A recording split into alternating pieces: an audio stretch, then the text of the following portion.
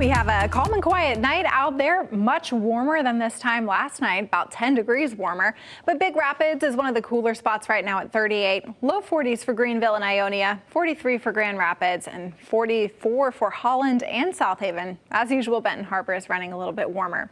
Doesn't feel too bad, and the wind has calmed down just a little bit. It's still sustained from the south at 10 to 15, gusting to 26 for Kalamazoo and 23 for Muskegon and Grand Rapids, but it was a lot higher earlier, and we'll probably keep it at anywhere from 10 to 20 miles an hour through the rest of the overnight. Looking at our satellite picture here, all of those clouds from earlier are now pushing out to the east side of the state, and it's pretty quiet across the region. There's a little bit of light snow out into the UP from this low pressure system, but we're not going to be affected by that.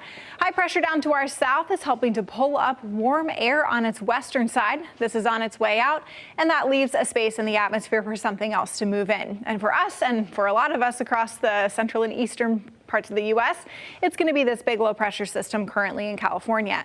This is going to move across the Rockies and then into the plains by the time we get to Wednesday, bringing with it the chance for strong to severe storms.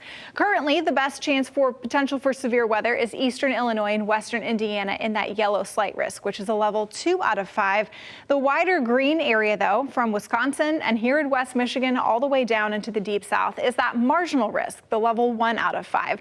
So it doesn't mean that we are not going to have any strong storms, but there's just enough energy that we may have a couple of brief isolated severe storms with gusty winds. Small hail would be another secondary threat. Timing wise, anywhere from 6 to 11 p.m. I think the bulk of the active weather, though, probably will wait until about 8 p.m. on Wednesday. So it will be a quick moving system, but that's going to be the first system of the week to watch out for.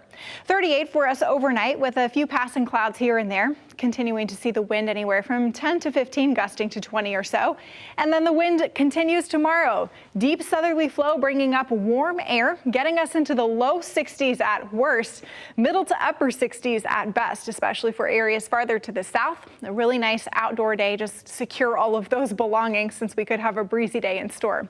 These wind gusts have actually come down a little bit through tomorrow, but still 15 to 25 gusts are expected. And the same thing will happen going into Wednesday. It will be a very breezy day ahead of this front. Fast forwarding into Wednesday afternoon, there's likely going to be a band of light rain in the early afternoon before your commute time that will be ahead of the front and not the main event. The main event will be these storms looking to roll through anywhere between 8 and 10. This model run has sped up a little bit. I still think anywhere from probably 7 to 11 p.m. would be a good time frame. As this low pressure system and cold front exits by midnight at the latest, it takes the storm threat with it. And then the next thing we'll watch for is that snow back into Wisconsin and Lake Michigan. That will be moving into Thursday morning, making for a not so great spring day because Thursday is actually the start of astronomical spring at 5:01 a.m.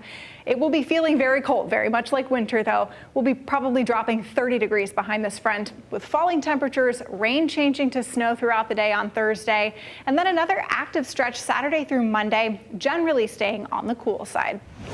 Across